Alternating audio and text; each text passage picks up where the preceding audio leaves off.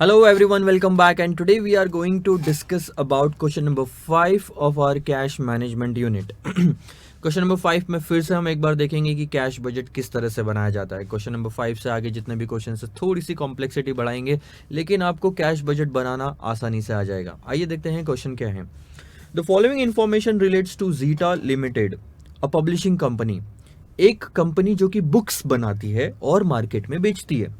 The selling price of the book is rupees 15 and sales are made on credit through a book club and invoiced on the last day of the month. ध्यान देंगे, book की selling price है sir 15 रुपए और क्या होता है, sales are made on credit. सारा का सारा सेल जो है हम क्रेडिट पे करते हैं.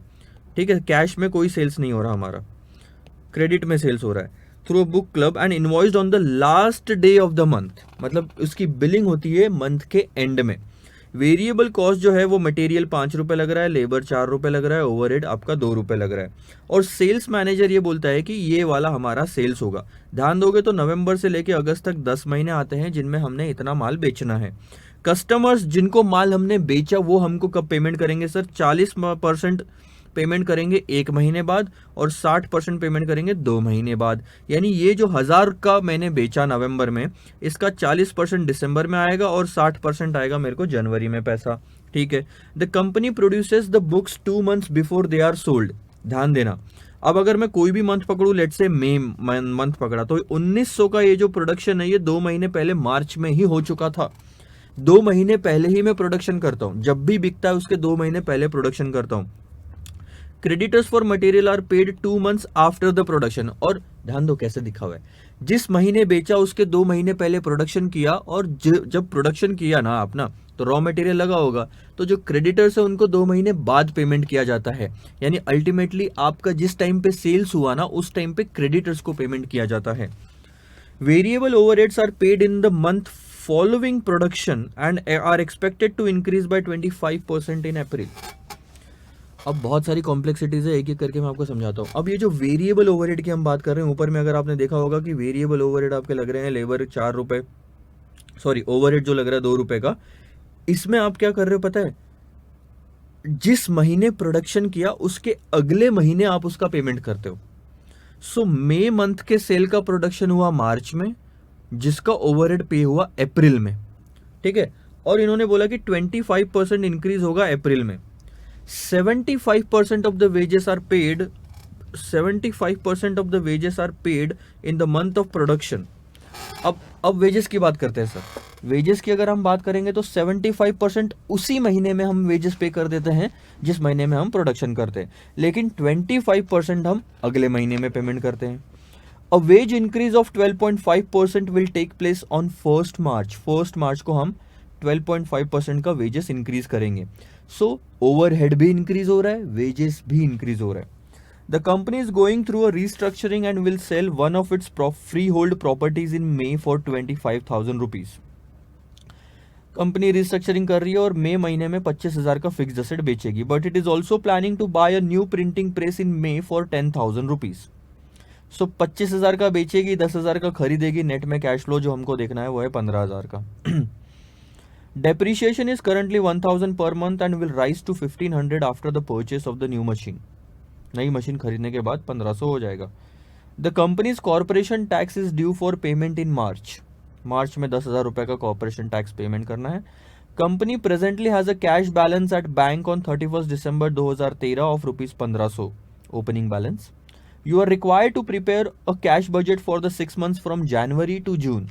देखो हमको सिर्फ जनवरी से जून तक का लेना देना है, जनवरी से जून 6 महीने का. लेकिन डिटेल आपको ज़्यादा दी है, क्यों? क्योंकि 2-2 महीने बाद पेमेंट, 2-2 महीने पहले प्रोडक्शन, ये सब चीज़ें लिखी है यहाँ पे. ठीक है सर. अब देखो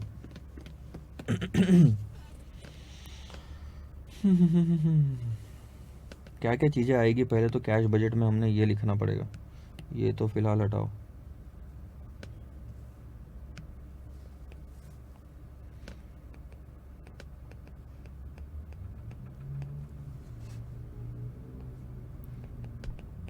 रिसिप्ट्स की बात करते हैं sir. Receipts from debtors.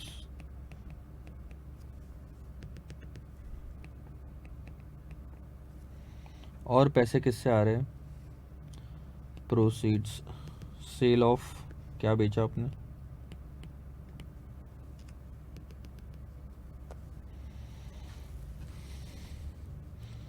Free hold properties sold, sale of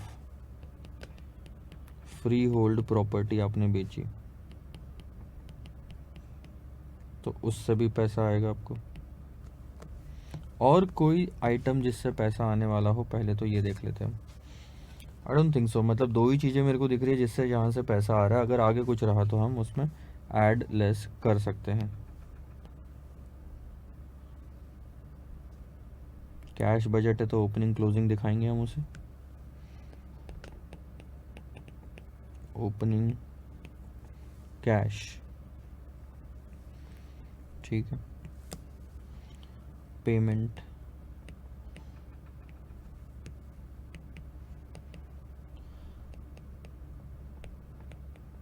payments to creditors, पहला।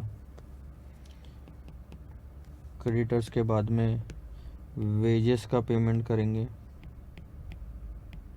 ओवरहेड का पेमेंट होगा, और क्या क्या पेमेंट है?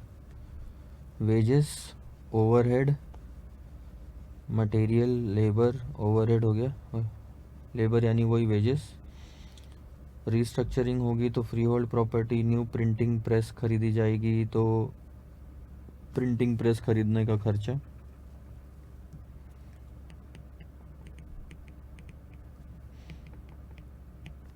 कॉरपोरेशन का टैक्स आप भरोगे,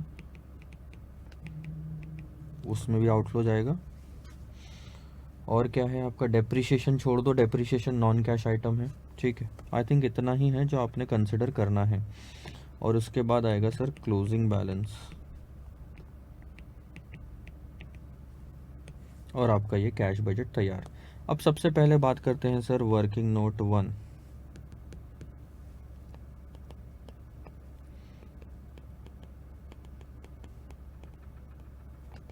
डेटर्स के रिसिप्ट्स की, ठीक है।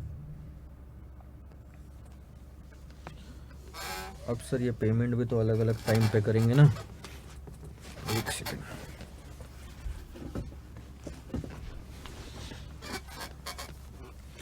अब डेटर्स के रिसिप्ट्स पे डिपेंड करता है कि हमने माल कितना बेचा। मंथ, हमको कौन सा मंथ काम आएगा? नवंबर से लेके तो जून तक के सेल्स ले लेते हैं, बाकी कुछ काम नहीं आएगा आपको।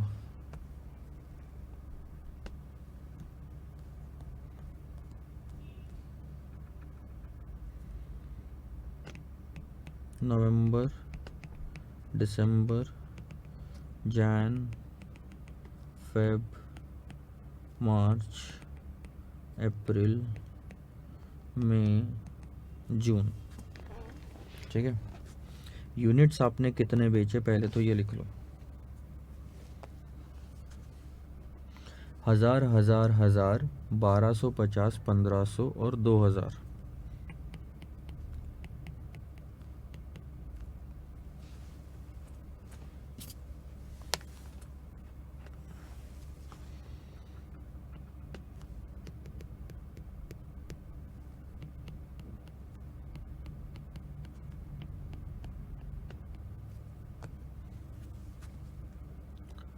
फिर 1900 और 2200, अरे 1000, 1000, 1000, 1250, 1500 और 2000, ये गड़बड़ ना बहुत नुकसान देगी।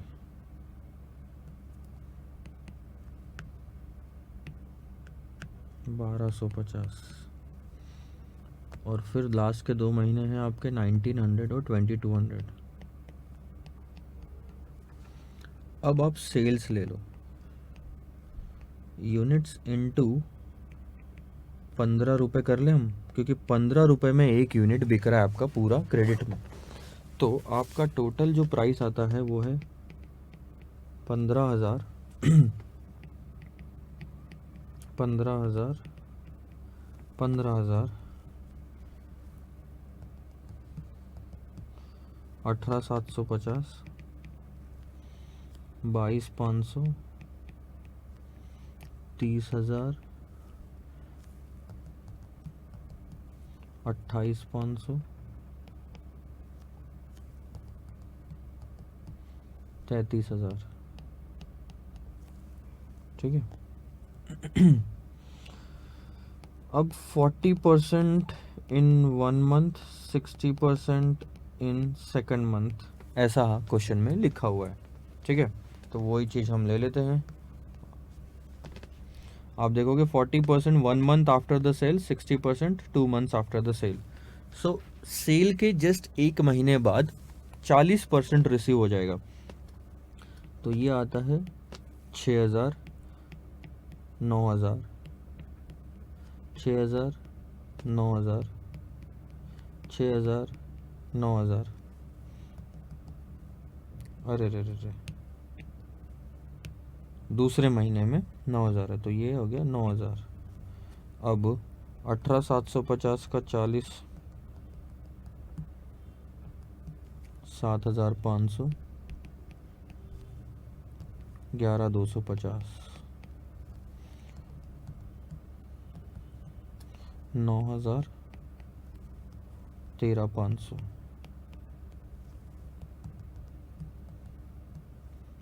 12,000, 18,000, 28,500 का 40%, 11,400। अब उसके बाद बैलेंस 17,100 बचता है, लेकिन उसका कोई लेना देना नहीं क्योंकि वो जून के बाहर जा रहा है। अब हम कर लेंगे सर टोटल। जनवरी से ही बनाना है ना हमको, तो जनवरी से टोटल करोगे 15,000, 15,000, 16,500,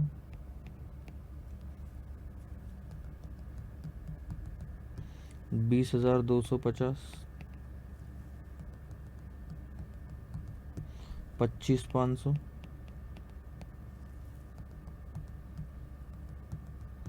और 29,400। समझा? कलेक्शन फ्रॉम डेटर्स, पहला फिगर। आपको चाहिए सिर्फ 6 फिगर ही, क्योंकि आपको अप्रैल से जून तक बनाना है। सो 15, 15, 16,500, ये मैं लिख लेता हूँ यहाँ पे।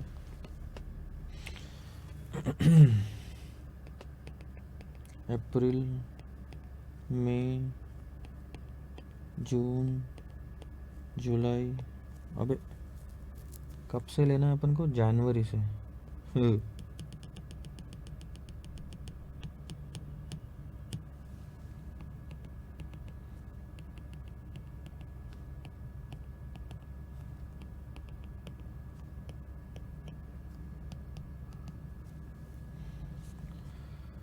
15, 15, 16,500,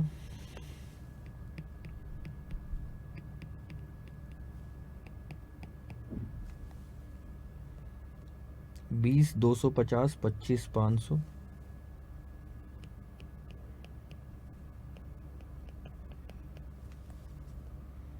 और 29,400।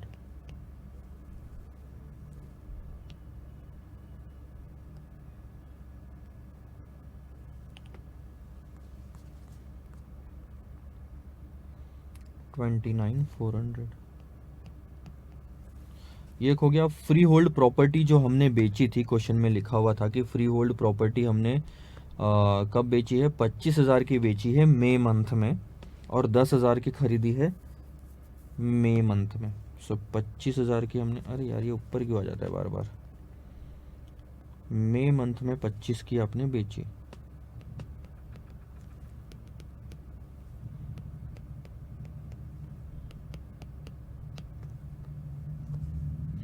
और 10 की आपने खरीदी।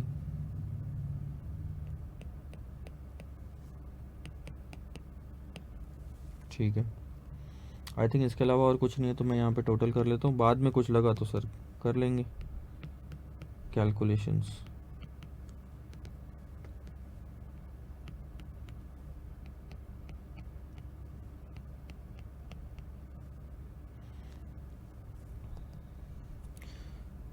पच्चीस, 50,500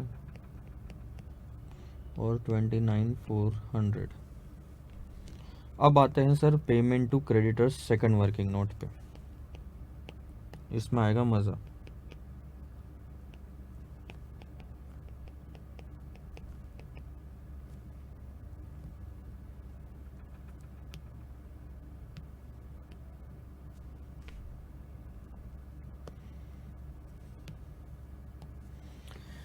क्रेडिटर्स को जो आप पेमेंट करते हो वो डिपेंड करता है आपने कितना माल खरीदा। अब यहाँ पे स्टॉक की कुछ बातें की गई है कि मेरे को ये देखने दो। आई डोंट थिंक सो कि स्टॉक नाम की कोई चीज़ है इस क्वेश्चन में।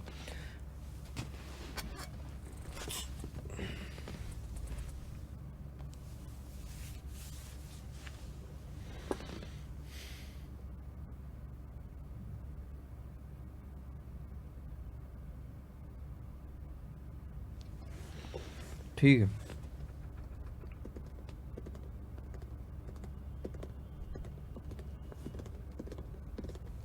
सो ध्यान दो। अब मैं क्रेडिटर्स के केस में क्या हो रहा है ये चीज़ ध्यान देना कि आप प्रोडक्शन कर रहे हो 2 महीने पहले, ठीक है, जब भी सेल किया उसके 2 महीने पहले, और उसका पेमेंट कर रहे हो 2 महीने बाद में, यानी कि जब सेल किया तभी उसका पेमेंट हो रहा है। तो हाँ, आप सीधा लोगे जैन से फेब, मार्च, अप्रैल, मई और जून, यूनिट्स परचेज्ड।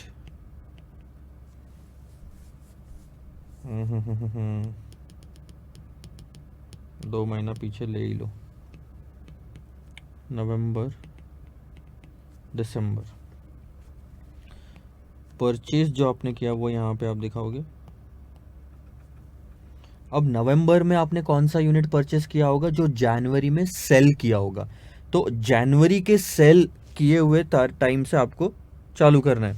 तो जनवरी में आपने 1000 यूनिट बेचे थे, तो यहाँ से आप शुरू करोगे। 1000 यूनिट आपने खरीदे नवंबर में, बनाए नवंबर में और बेचे जनवरी में। तो हम सिर्फ परचेस की बात कर रहे हैं। 1000, 1250, 1500 और 2000।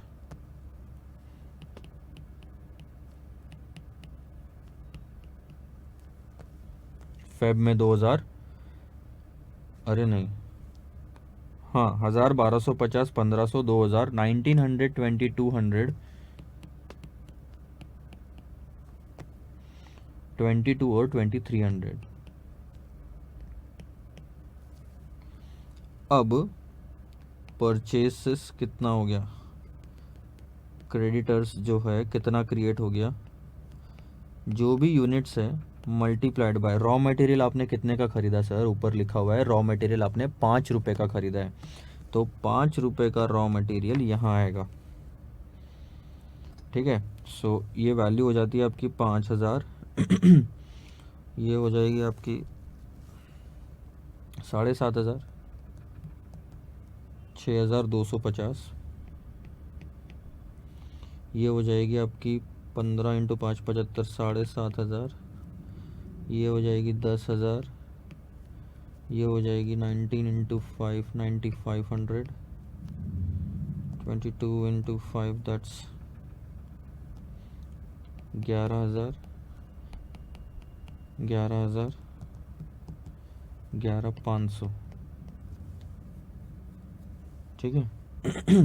और पेमेंट भी यहीं पे है सर, ऐसा है क्या? नहीं, पेमेंट कब किया आपने? 2 महीने बाद, प्रोडक्शन के 2 महीने बाद। तो पहला पेमेंट आपका यहाँ आएगा, और ये है पैटर्न आपके पेमेंट्स का। 10,000, 9,500 और 11,000। ये मैं ऊपर लिख रहा हूँ। 5, 6, 2, 5, 5 और 6, 2, 50,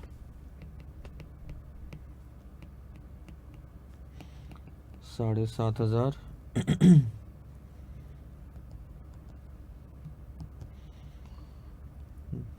5, 6, 2, 50, 7,500, 10, 9.5 और 11।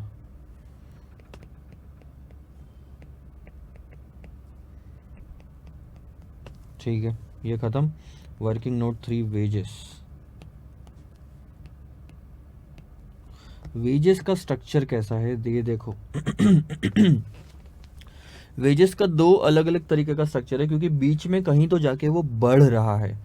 अब company is going through, sorry, wages अगर आप देखोगे तो 75% of the wages are paid in the month of production and 25% in the following month, मतलब अगले महीने में।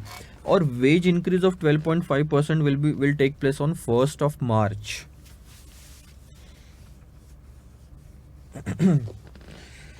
तो हमने जनवरी से शुरू किया तो भी आज सच कोई इशू नहीं है, पुराना पेमेंट आएगा आएगा। ठीक है।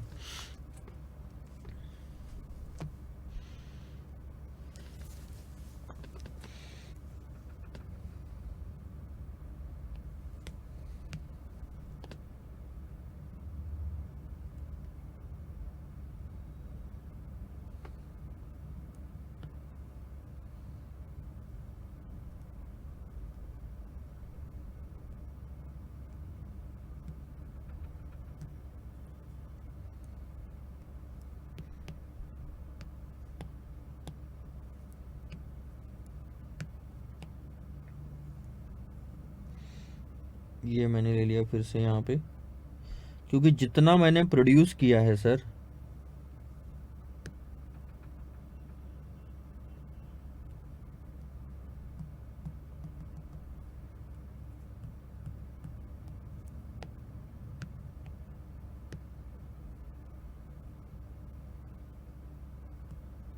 अरे ये गायब क्यों हो रहा है?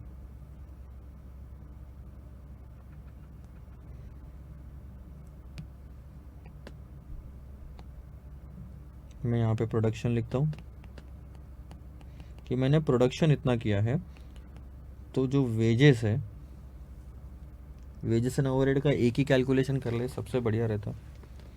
बट ठीक है, चलो देखते हैं।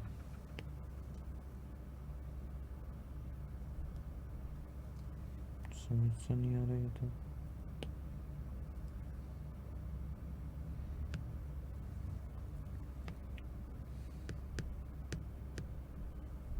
ठीक है,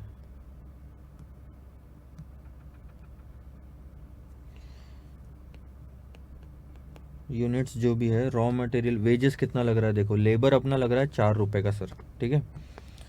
तो 4 रुपये का लेबर अगर हम लगाए तो यहाँ हो रहा है 4,000, यहाँ हो रहा है 6,000, नहीं सॉरी 5,000, यहाँ हो रहा है 6,000, 8,000। और अब मार्च महीने में लेबर की कॉस्ट बढ़ जाएगी, और अगर लेबर बढ़ा तो आप ध्यान देना, यूनिट्स इनटू कितना, कितने से लेबर बढ़ रहा है, 12.5% से लेबर अगर बढ़ा तो 4 रुपये पे 12.5% होता है 4.5 रुपये, मतलब 50 पैसे। तो ये हो गया 4.5 रुपये। अब अगर आप यहाँ से 4.5 रुपये करो, सो 1900 इंटू 4.5 आता है 8550, ठीक है। 8550, 2200 इंटू 4.5 आता है 9900, 2200, ये भी 9900, ये आता है 10,350। एक सेकंड ना,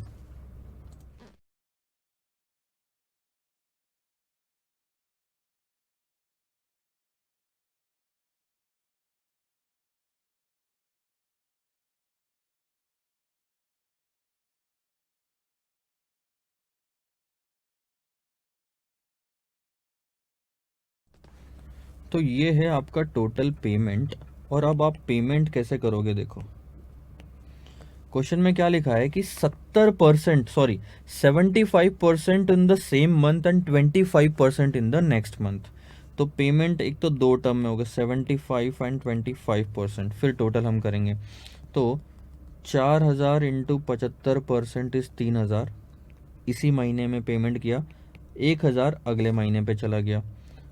5,000 का 75% इस 3,000, 750, 1,250 अगले महीने चला गया, ठीक है। 6,000 का 75% इस 4,500, और 1,500 अगले महीने चला गया। 8,000 का 75% इस 6,000, और 2,000 अगले महीने चला गया। 8,550 का 75% इस 6,413,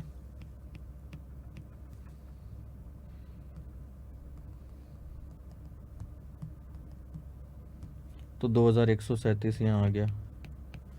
9,900 का 75% इस 7,425, और 2,475 यहाँ आ गया। फिर 7425 और 2475, फिर 10,350 का 75%, 7763, और बाकी अगले महीने, तो जो वो हमको लेना नहीं है। तो ये है टोटल आपका खर्चा। अब आप कर लो टोटल जो पेमेंट हुआ, और आपको करना है सर सिर्फ जनवरी से लेके जून तक, क्योंकि आपको वो ही लेना है आगे, ठीक है। तो 4 और 1 5,000, 750, 7,500, 8,413, 9,500, अच्छा नहीं, 7 और 5 12, 7 4 2 5 प्लस 2 1 3 7, सो दैट्स 5062, ठीक है। फिर 7 4 2 5 प्लस 2 4 7 5, दैट्स 9900, और 7763 प्लस 2475, दैट्स 10,238। ये है पेमेंट का स्ट्रक्चर जो कि आपको ऊपर लेना है, ठीक है। समझ में आया होगा आई होप। 5750 और 7500,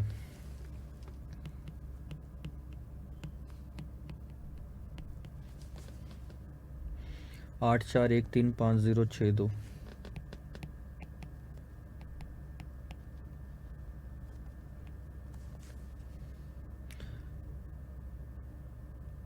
अबे ऐसी गड़बड़ हो जाती है यार। 9562 है ये।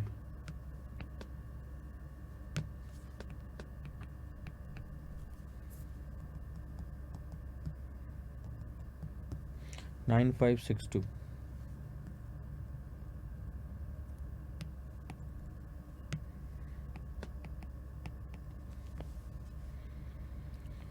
Nine nine double zero 10,238। अब बात करते हैं सर ओवरहेड्स की। वर्किंग नोट नया वाला, इसको फिर से मैं कॉपी करूँगा, इस चीज़ को कॉपी करेंगे हम।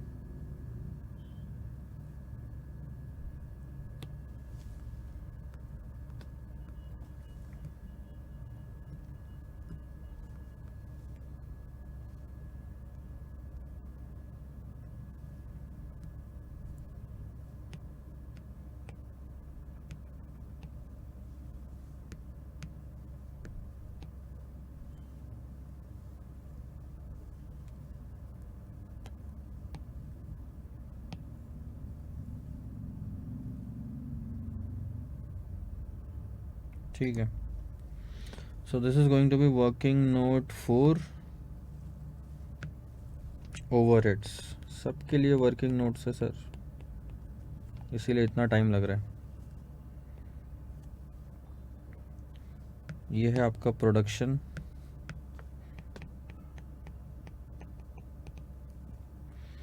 और ओवरहेड जो है आपके किस हिसाब से लग रहे हैं ध्यान दो।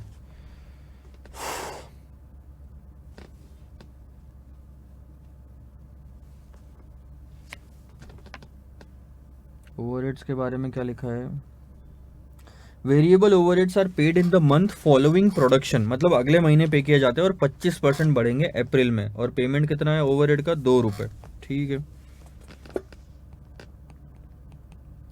यूनिट्स इंटू 2, तो 2,000, ये हो गया 2,500, ये हो गया 3,000, 4,000। कब बढ़ेंगे बोला इन्होंने, अप्रैल में ना, ठीक है, 25% से अप्रैल में बढ़ाएंगे। 1900 का 3800। अब अगर आप 25% से बढ़ाते हो तो ये हो जाता है 2.5, तो इंटू 2200, दैट्स 5500, 5500, 5,750, ठीक है। और क्लियर कट लिखा है सर कि अगले महीने में हम इसका पेमेंट करेंगे। सो 2,000 का पेमेंट कहाँ होगा, दिसंबर में, यहाँ 3,000, 4,000, 3,800, 5,500,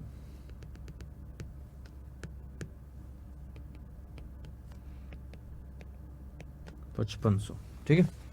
अब हमने कहाँ से लेना सर, सिर्फ जनवरी से। सो 2.5, 3, 4 ये आएगा यहाँ पे 2,500, 3,000, 4,000,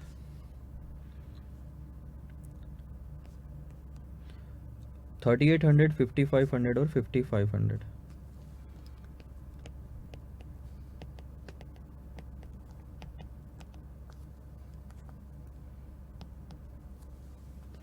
ये हो गया। अब बारी है सर कॉरपोरेशन टैक्स की, जो कि क्वेश्चन में लिखा है 10,000 इन मार्च।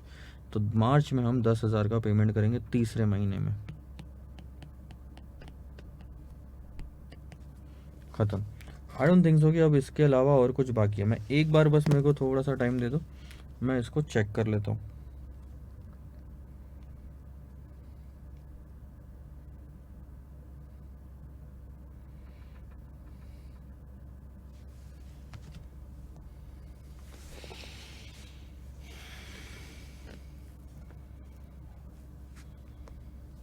अच्छा, इसकी तो टोटल हमने की नहीं ना, पहले इसकी टोटल कर लेते हैं। सो दैट्स 13,250,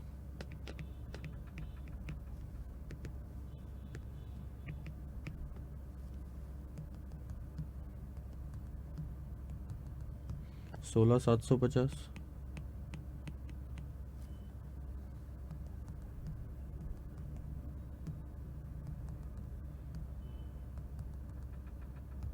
29,913,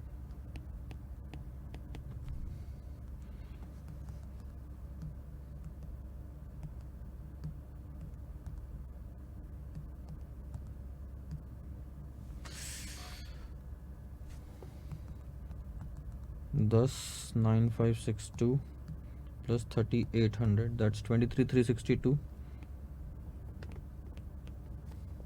दो और फिगर है,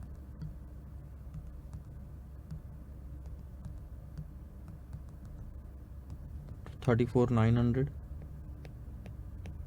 लास्ट वन इज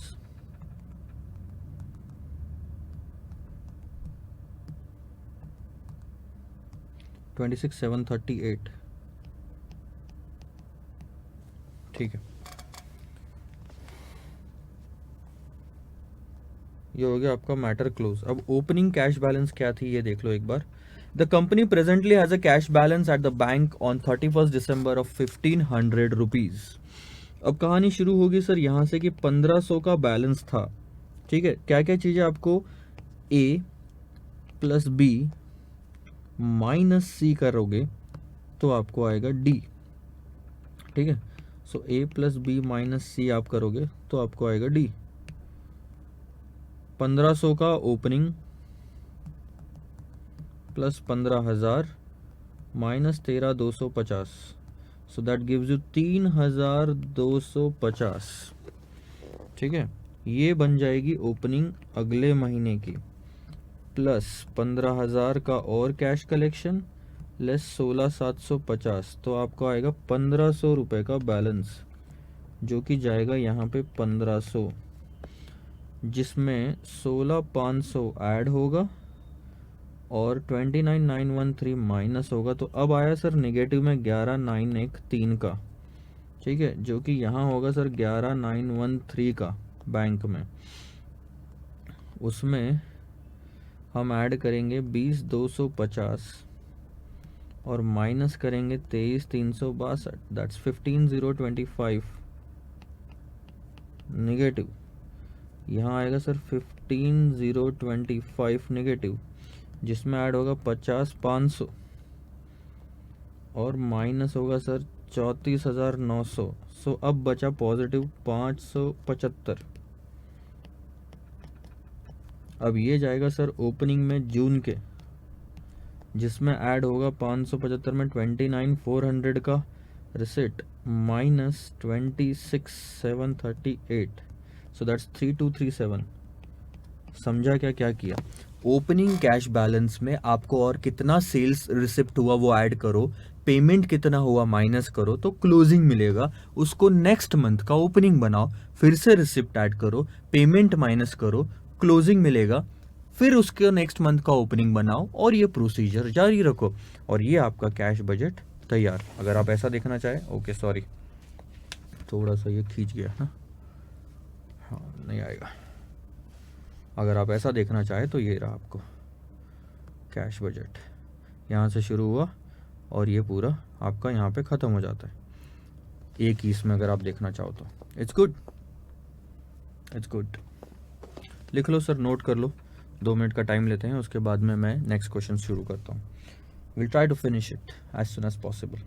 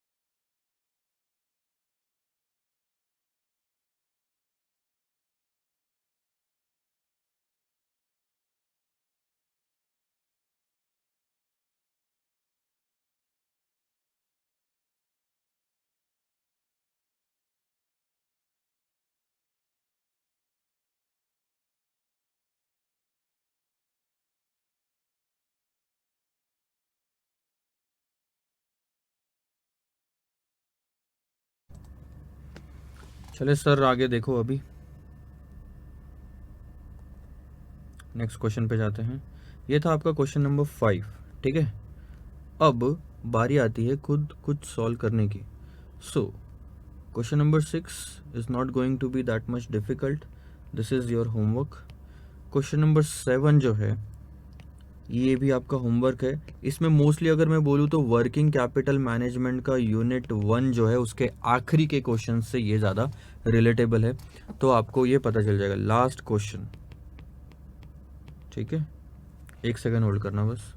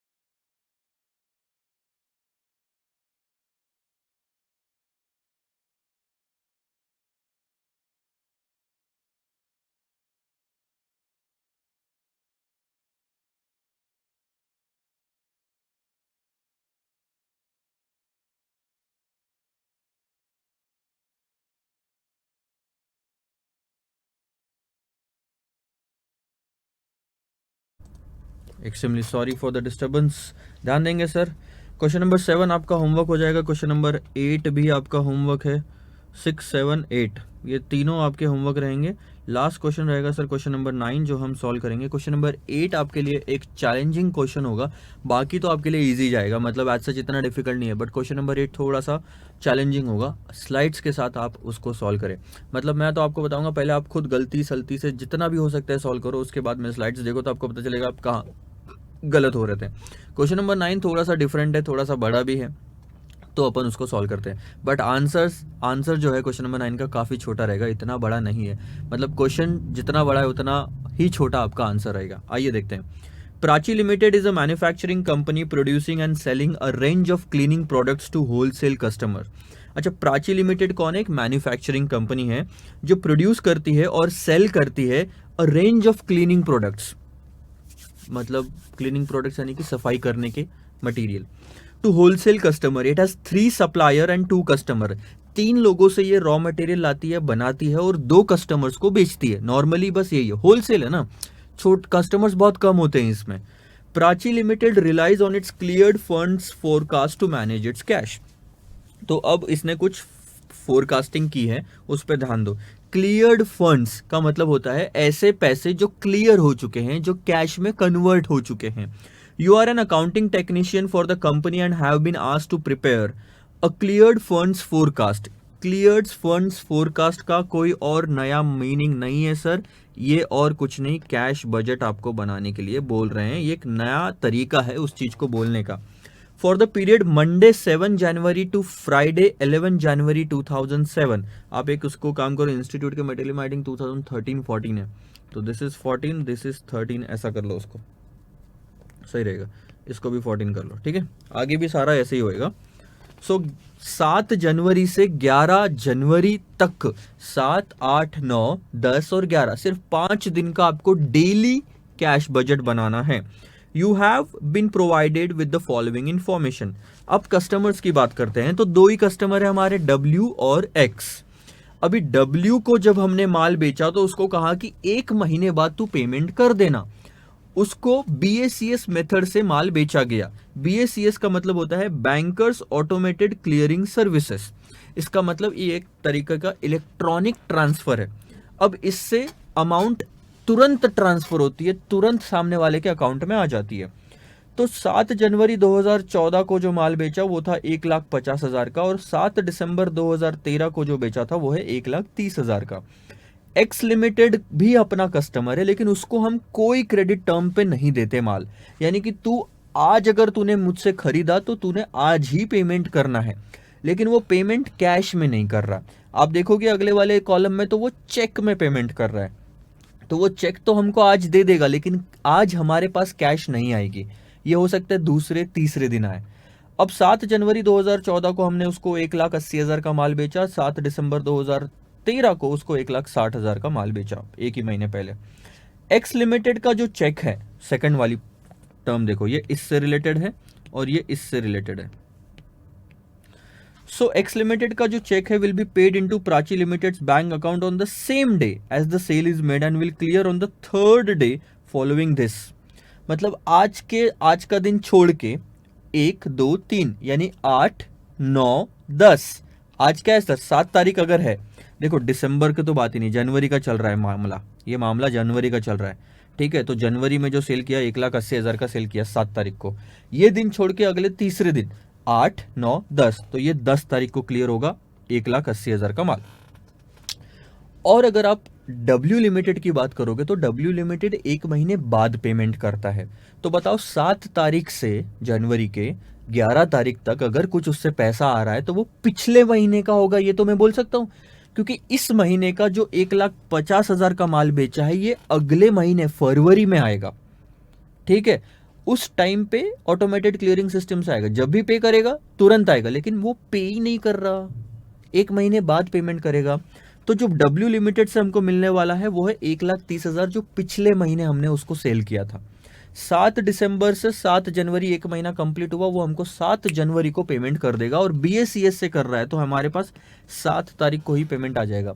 तो देखो 2 कस्टमर्स है आपके पास में, लेकिन पेमेंट की डेट अलग अलग आ रही है। 1,30,000 7 तारीख को आएगा, 1,80,000 10 तारीख को आएगा। अब आप क्वेश्चन रेज करोगे सर वो जो 1,60,000 है एक्स लिमिटेड का वो कहाँ गया? अरे वो दिसंबर में ही आ गया, तीसरे दिन। 7 के बाद 8, 9, 10, वो 10 दिसंबर में आ गया था, ये 10 जनवरी को आ रहा है। हमारे 7 दिन में कौन कौन से पेमेंट्स फंस रहे हैं? 1,30,000 और 1,80,000 के। तो ये है रिसिप्ट फ्रॉम कस्टमर्स। आगे पेमेंट टू सप्लायर, 3 सप्लायर है अब आपके पास में। हम एक काम करते हैं ना, साथ साथ में करते जाते हैं तो आपको समझ में भी आ जाएगा। देखो क्योंकि क्वेश्चन बहुत बड़ा है, सारा वापस पढ़ेंगे तो वापस एक और बार पढ़ना पड़ेगा। क्वेश्चन नंबर 9,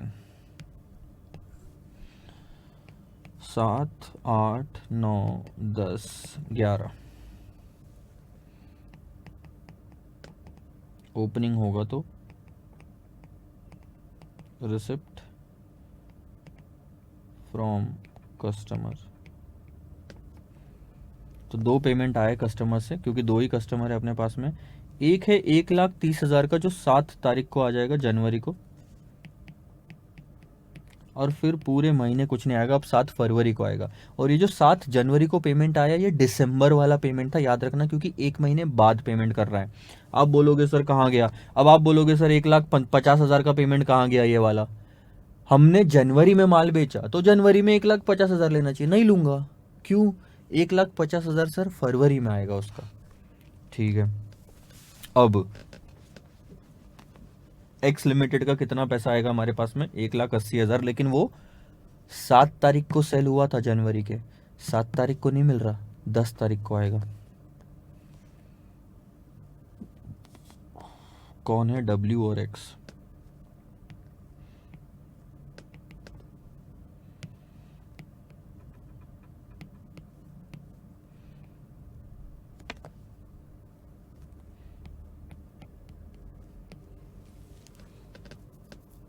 ठीक है, आगे चले।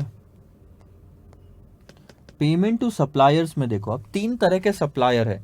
ए लिमिटेड को हमने 1 कैलेंडर मंथ का टाइम दिया, उसको 2 कैलेंडर मंथ का टाइम दिया, और उसको कुछ भी टाइम नहीं दिया। अब पेमेंट मेथड अगर आप देखोगे तो ए लिमिटेड को स्टैंडिंग ऑर्डर है, बी लिमिटेड को चेक से पेमेंट करेगा वो हमको, सी लिमिटेड भी चेक से पेमेंट करेगा। अब क्योंकि 2 महीने आ रहे तो 2 महीने पीछे भी तो जाना पड़ेगा ना। अब जनवरी चल रहा है तो 2 महीने पीछे जाओगे तो दिसंबर और नवंबर, इसलिए आप देखोगे नवंबर के भी परचेसेस आपको दिए हुए हैं।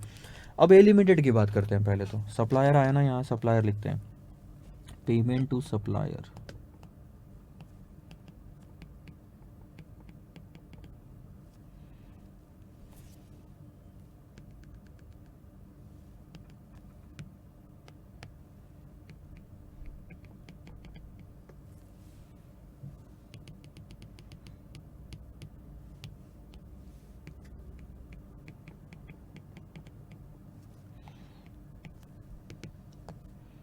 ABC,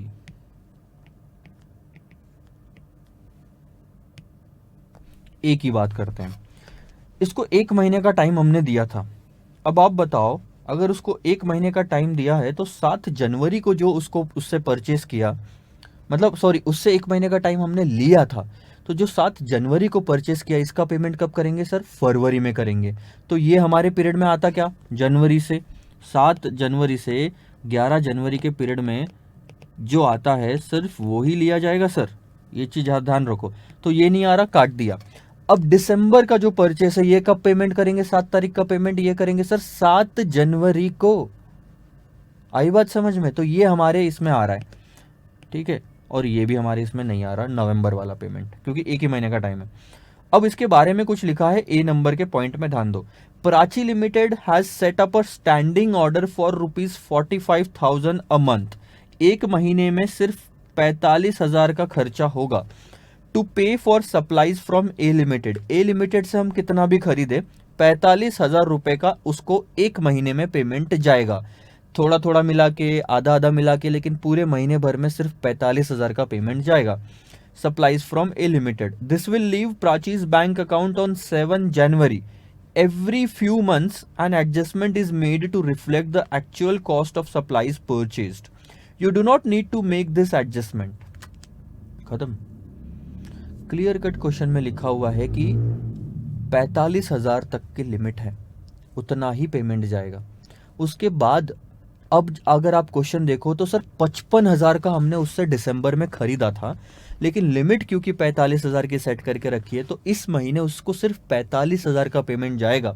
तो हम, और ये कब बोल रहा, 7 जनवरी को ही, तो हम सीधा सीधा यहाँ पे 45,000 का पेमेंट दिखा देते हैं, फिर कुछ नहीं।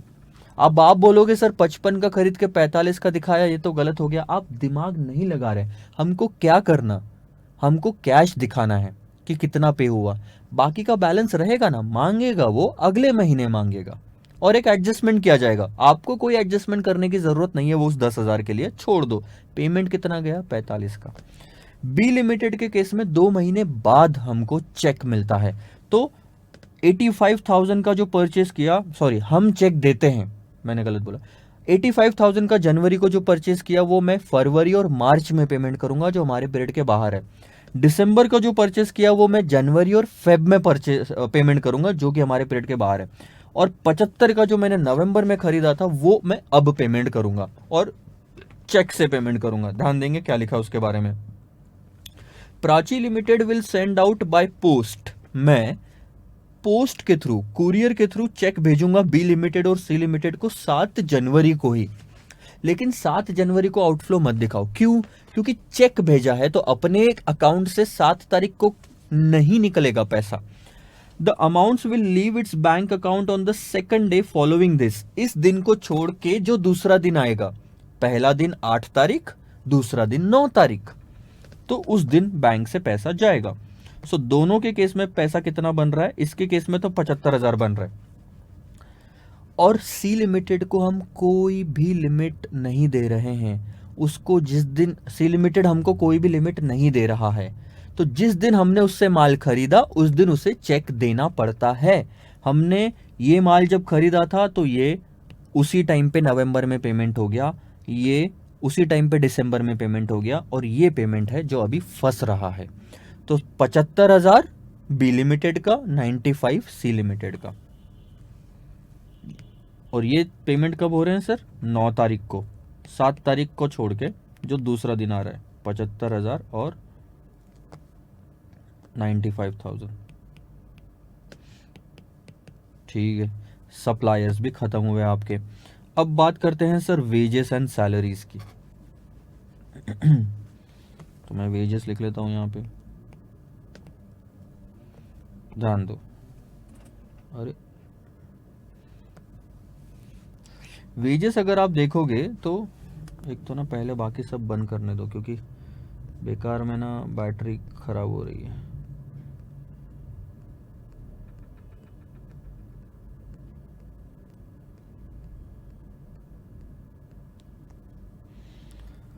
अब वेजेस अगर आप देखोगे तो दिसंबर 2013 और ये है 14 जनवरी 2014। वीकली वेजेस 12,000, जनवरी के जो वेजेस है 13,000 वीकली। मंथली सैलरीज 56,000 और 59,000। नीचे देखो, फैक्ट्री वर्कर्स यानी कि ये जो वेजेस वाले हैं लोग हैं वो are paid cash wages, they will be paid 1 week's wages on 11 जनवरी को उनको पेमेंट होगा for the last week's work done in December. दिसंबर के आखिरी हफ्तों में जो उसने काम किया उसका पेमेंट उसको 11 जनवरी को मिलेगा। तो इसमें हमको जो रिलेवेंट अमाउंट है वो है दिसंबर वाली जो पेमेंट करेंगे। अब जनवरी के जो 13,000 है वो फरवरी में जाएगा, तो वेजेस का 12,000, 1 2 3 4, ये 12,000 को यहाँ दिखाओगे। सैलरीज ले लो। अब सैलरीज की अगर बात आई है तो नीचे देखो क्या लिखा है, all the office workers are paid salaries by BACS method, यानी इमीडिएट ट्रांसफर होता है जिस दिन हमने एंट्री मारी। Salaries for December will be paid on 7 January, तो इस केस में भी ये 56,000 का पेमेंट होएगा 7 जनवरी को। ठीक है, एक सेकंड ना।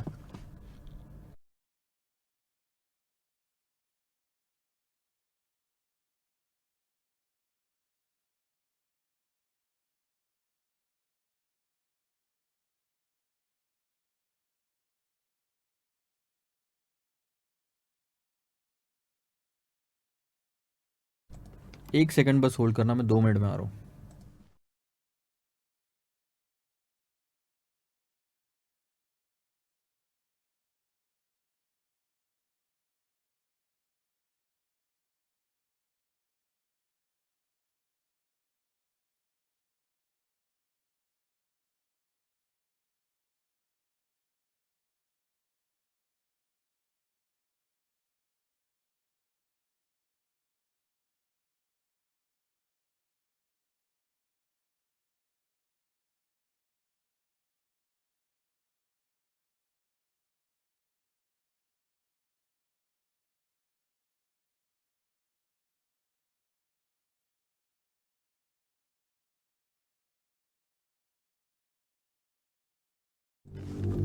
चलो सर आगे देखते हैं। यहाँ 56,000 का आपने पेमेंट कर दिया और अब कुछ भी पेमेंट करना बाकी नहीं, तो सैलरीज और वेजेस भी हमने खत्म कर दिया। अब इसके बाद आते हैं अगले वाले पार्ट पे, ये है अदर मिसलेनियस पेमेंट। अब और भी कुछ पेमेंट बाकी है क्या? हाँ सर पेमेंट बाकी है, ध्यान दो। Every Monday morning the petty cashier withdraws 200 from the company's bank account for the petty cash. 200 रुपए निकल गए पेटी कैश के लिए। The money leaves Prachi's bank account straight away. जब भी आप एटीएम से पैसे निकालते हो तो तुरंत पैसा बाहर आता है, ठीक है। तो एवरी मंडे 200 का आपको पेटी कैश दिखाना है। तो 200 का पेटी कैश का यहाँ पे आप आउटफ्लो दिखाओगे। पेटी कैश छोटे मोटे खर्चे यू नो। अब मंडे को बोला उन्होंने, तो मंडे कब आ रहा है अभी इधर देखो, मंडे 7 जनवरी टू फ्राइडे 11 जनवरी बोला ना इन्होंने। तो 7 जनवरी को ही उसने 200 रुपए निकाल लिए, तो ये मैं 200 यहाँ लिख लेता हूँ, ठीक है। इसके बाद second, the room cleaner, room को क्लीन करने वाले को हम पे करते हैं 30 रुपए फ्रॉम पेटी कैश एवरी वेडनेसडे मॉर्निंग। ये पूरा पार्ट जो है अब आप कर दो इग्नोर। क्यों? क्योंकि ये जो पैसा दिया गया अब हमारे पैसों में से नहीं दिया गया, वो पेटी कैश निकाल लिए थे उसमें से दिया गया 200 रुपए में से। अगर आप 30 रुपए भी लोगे ना आउटफ्लो, तो 200 भी गया, 30 भी गया, 230 गया दिखेगा बैंक अकाउंट से, जबकि हमारे अकाउंट से 200 ही निकले। अब इसी पैसों में से तो रूम क्लीनर को दिया गया था, आई बात। और 200 पूरा ले लिया, यानी उस 30 रुपए को भी मैं काउंट कर चुका हूं जिस दिन गए। तो अब ये वेडनेसडे को क्या दिया क्या नहीं दिया मैटर नहीं करता, तो ये आप कंसिडर नहीं करोगे। सी पॉइंट पे ध्यान दो। Office stationery will be ordered by telephone on Tuesday 8 January. 8 तारीख को सुबह सुबह फोन करके ऑफिस की स्टेशनरी मंगाई गई to the value of rupees 300 की। अब ये पेमेंट किया गया सर डेबिट कार्ड से कंपनी के। Such payments are generally seen to leave the company account on the next working day. 8 तारीख को ऑर्डर किया डेबिट कार्ड से, जो कि 9 तारीख को निकल जाएगा बैंक अकाउंट से। तो कैश फ्लो कब का दिखाए हैं सर इसमें? स्टेशनरी 300 की स्टेशनरी है, 8 तारीख का 9 तारीख को निकलेगा, तो ये 9 तारीख को 300 रुपये दिखाओ। ठीक है, और क्या बाकी?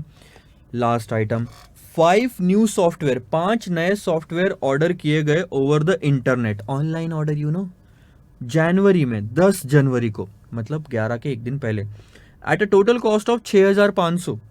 अ cheque will be sent out on the same day. हमने चेक भेज दिया 10 तारीख को।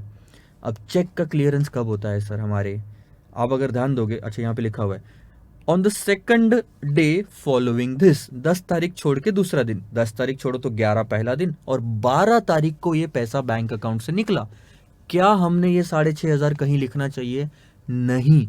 7 तारीख से 11 तारीख का ही पीरियड है जिसमें हम बना रहे हैं, 12 तारीख तो है ही नहीं सर, इसको छोड़ दो। Other information, the balance on Prachi's bank account will be 2 lakh rupees on 7 January 2007।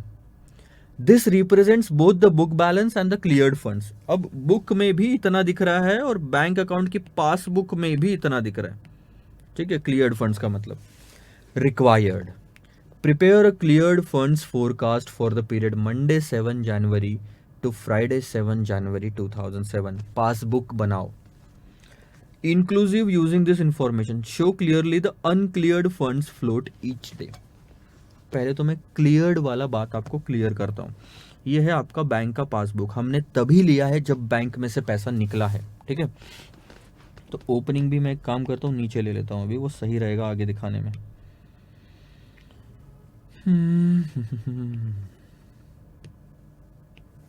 ये टोटल आती है 1,30,000, 1,80,000, और ये टोटल आती है सर 45,000, 56,200। तो ये हो गया 101,200। यहाँ पे कुछ भी नहीं है, 75, 95, 300, तो दिस इज़ 170,300। यहाँ पे भी कुछ नहीं है और यहाँ है 12,000। ठीक है, सो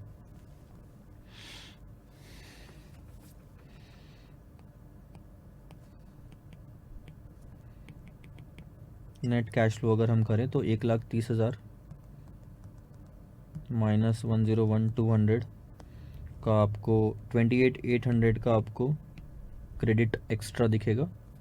यहाँ कुछ भी नहीं दिखेगा, और यहाँ 1,70,300 नेगेटिव, यहाँ 1,80,000 पॉजिटिव, और यहाँ 12,000 का नेगेटिव दिखेगा।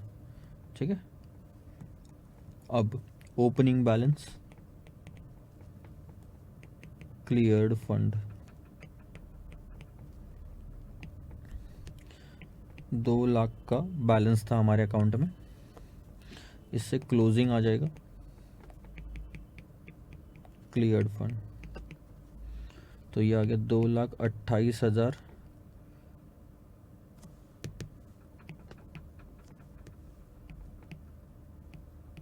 800।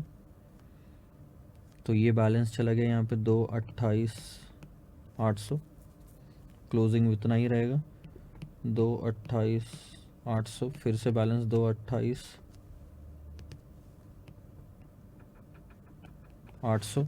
अब एडजस्ट होएगा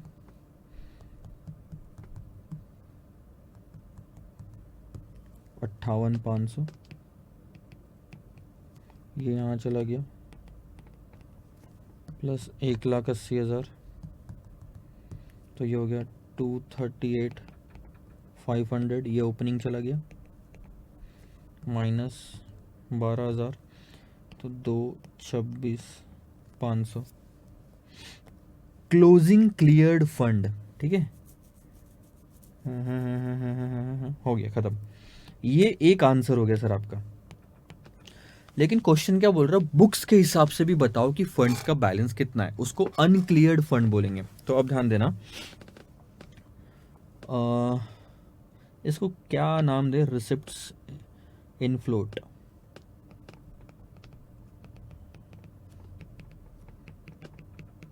अब अगर आप ध्यान दोगे थोड़ा सा, ठीक है, तो आपको ऐसी अमाउंट निकालनी है जो हमारी बुक्स में एंट्री हो गई है। हमने बुक्स में एंट्री ले ली कि भैया हमारे पास पैसा आ गया, लेकिन बैंक में नहीं आया। तो मैं आपको पहली चीज बता रहा हूं उसमें, अनक्लियर्ड। अनक्लियर्ड कब बोलते हो, जब आपके पास पैसा आ चुका है लेकिन बैंक में नहीं दिख रहा, यानी कि चेक। जब आपके पास में चेक आया तो आपने क्या एंट्री मारी, डेटर से जब चेक आया तो bank account debit to debtors, bank account debit to debtors. तो आपके बुक्स में बैंक अकाउंट में वो अमाउंट दिख रही है, लेकिन बैंक में नहीं दिख रही। क्यों?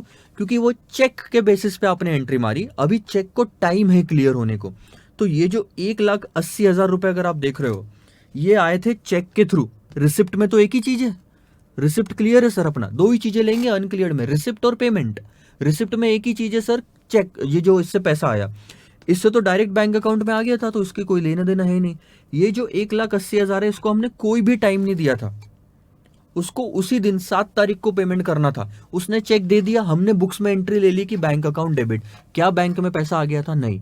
बैंक में कब पैसा आया? 10 तारीख को, 8, 9, 10, यानी कि 3 दिन तक, 7, 8, 9 तक हमारी बुक्स में 1,80,000 दिख रहा था, लेकिन बैंक में नहीं दिख रहा था। यह है अनक्लियर्ड अमाउंट 1,80,000 की। तो 1,80,000 यहां दिख रहा था हमारी बुक्स में, 1,80,000 और 1,80,000। अब अगर आप ध्यान से देखोगे तो आपकी बुक्स में 2,28,800 प्लस 1,80,000 दिख रहा था उस दिन। फिर 2,28,800 प्लस 1,80,000, फिर 58,500 प्लस 1,80,000, ऐसे दिख रहा था बुक्स में। ऊपर जो निकाला सर वो तो बैंक अकाउंट, बैंक का पासबुक है। लेकिन अब पेमेंट क्लियर हो गया था उस दिन में, तो अब जो 238,500 है, ये हमने 1,80 ऊपर भी ले लिया, तो अब बैलेंस मैच कर रहा था हमारा। अब हम करेंगे पेमेंट्स इन फ्लोट। अब बताओ, स्टार्टिंग से कोई ऐसा पेमेंट है जो हमने कर दिया हो लेकिन अभी तक क्लियर नहीं हुआ है? सर, पेमेंट्स के बारे में बात करते हैं। जो 7 तारीख को कुछ है क्या ऐसा? हाँ है। 2 पेमेंट है। ये तो 45,000 पहला वाला तो तुरंत ही हमारे बैंक से चला गया था, लेकिन ये जो 2 पेमेंट है बी और सी लिमिटेड के, 75,000 के और 95,000 के, कब किए? 7 नवंबर का पेमेंट 7 जनवरी को किया, और ये 95,000 का पेमेंट भी 7 जनवरी को किया। एक ही दिन में 2 पेमेंट हुए, 70 और 90, 160, और ये होता है 180। कितना हो रहा है? 75,000 प्लस 95,000, 1,70,000, सॉरी 1,70,000 की अमाउंट के चेक हमने दे दिए थे। एक सेकंड,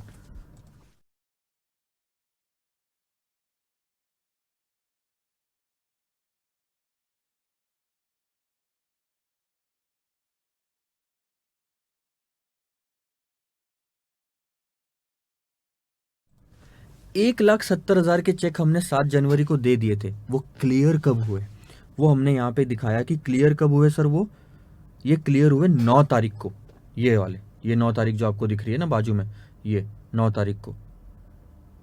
तो ये जो 2 दिन है, 7 और 8, हमारी बुक्स में तो 7 तारीख को ये एंट्री आ गई थी, क्योंकि हमने चेक दे दिया। तो एंट्री क्या हमारी? क्रेडिटर डेबिट टू बैंक, क्योंकि चेक दे दिया था।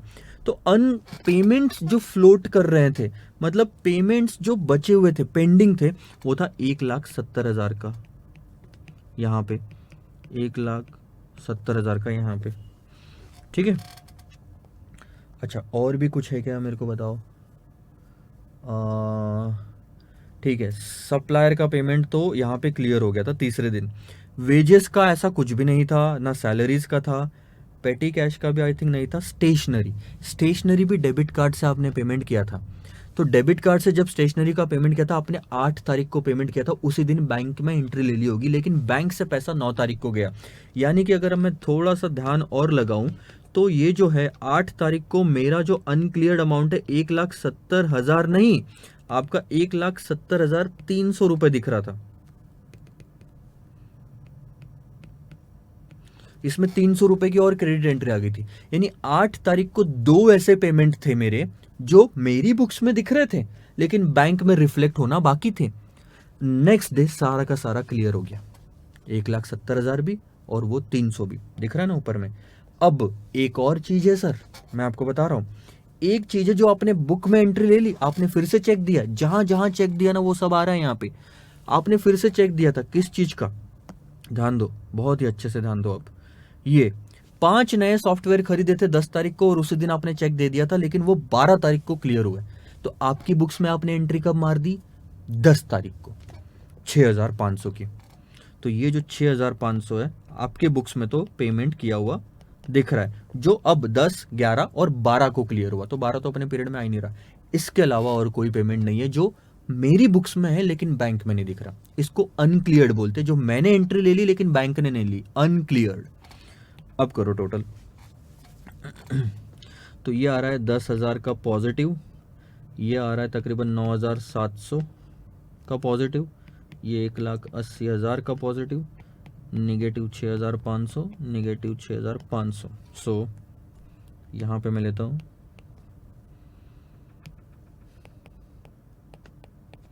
Balance as per books. तो 2,28,800 और 10,000 ये हो गया 238,800,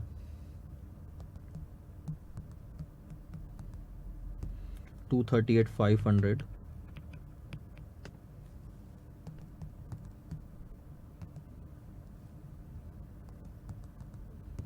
238,500 again,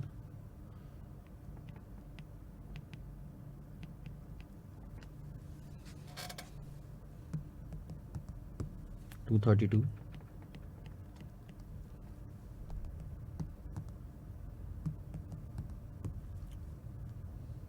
220।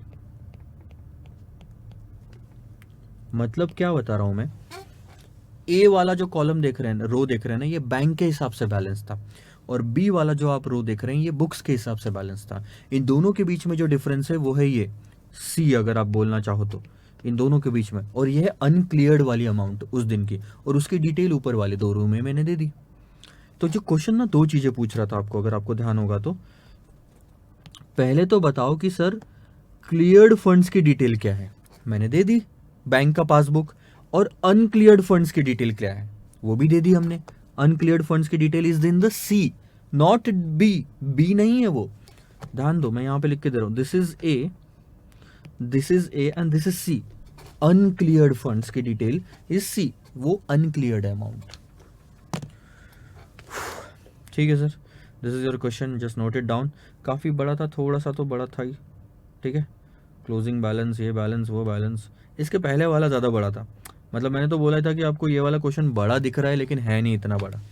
So this is it, this is the answer to this question. With this we end this unit and we are going to move over to the next unit in the next lecture, unit management of inventory. अभी तक था management of cash receivables.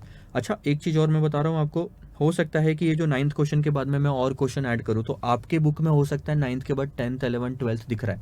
2 चीज़ें होगी, या तो मैंने वो homework के लिए दिए होंगे सारे के सारे, या तो उस पर मैंने और कोई वीडियोस डाले होंगे। तो इस वीडियो के बाद में आपको और भी वीडियोस मिल सकते हैं। सो जब अपडेट आएगा तो मैं उसमें ऐड करते जाऊंगा। सो फिलहाल के लिए मेरे को ये बोलना ज़रूरी है क्योंकि अभी के लिए ये चैप्टर क्लोज हो चुका है, तो मैं बाय बाय बोल रहा हूँ, और ये बोल रहा हूँ कि मैनेजमेंट ऑफ इन्वेंट्री है अगला वाला, लेकिन हो सकता है इसके बाद में आपको कुछ क्वेश्चंस दिखे।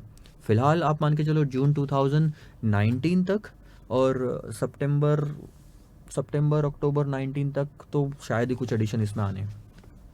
That's it. This is the end of this unit 2. Unit 3 will begin with management of inventory. I hope you are clear with the 2 concepts.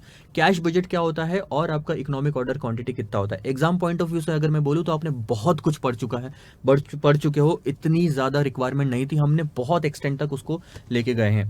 So be confident, but आप कॉन्फिडेंट जरूर रहो कि पढ़ा सब कुछ है, छोटा कुछ नहीं है सर, 1% छोटा नहीं है, मैं लिख के देने के लिए तैयार हूं। लेकिन जब तक प्रैक्टिस नहीं करोगे ना तब तक आपको कुछ नहीं आएगा। इसलिए होमवर्क के लिए इतने सारे क्वेश्चन दे रहा हूं। Practice, practice and practice, this is really very important for you. So ये अब आप अपने दम पे ले लो। मैंने मेरा काम कर दिया, अब आपकी बारी है। प्रैक्टिस करो, प्रैक्टिस करो, और ऐसी प्रैक्टिस करो कि साला 2 लोगों का नाम रोशन हो, एक मेरा और एक आपके पेरेंट्स का। These are the 2 people who will be happy at the end of the day. आपके मेहनत पे कोई और खुश होता है, टीचर्स एंड द पेरेंट्स, बाकी खुश हो ना हो, क्योंकि आपने उस चीज़ को रिस्पेक्ट दी है, पढ़ाने को रिस्पेक्ट दी है, आपने अपने पेरेंट्स को रिस्पेक्ट दी है, और ये लोगों ने जो मेहनत की है वो आप पे एक रिस्पॉन्सिबिलिटी बनती है कि करके दिखाना है. So this is what I am expecting from you people. I hope I will soon get a message. सबसे ज़्यादा खुशी होती है सर जब आप इतना सारा पढ़ा देते हो इतनी मेहनत के बाद में. खुशी तब होती है जब आपको एक मेल आता है, एक मैसेज आता है कि सर आपसे मैंने पढ़ा था और मुझे इतने मार्क्स मिले हैं. So this is what I want. Please make sure that you make me proud. Bye bye.